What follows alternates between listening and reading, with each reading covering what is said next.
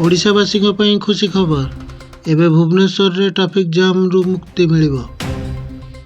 मोदी सरकार 8,307 कोटी टंकार एही मेगा प्रकल्प को अनुमोदन करिसेंती।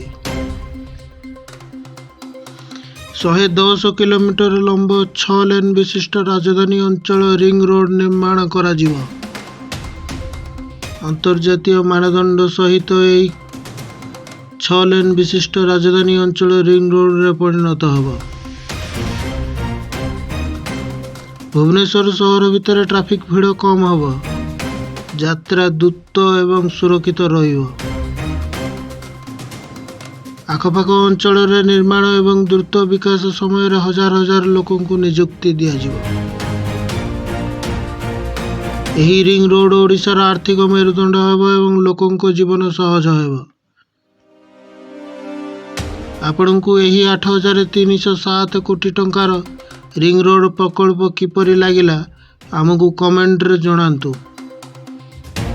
रहिली पुणी देखा गोटे नुआ खबर सहित देखुतांतु नॉट टाइम न्यूज।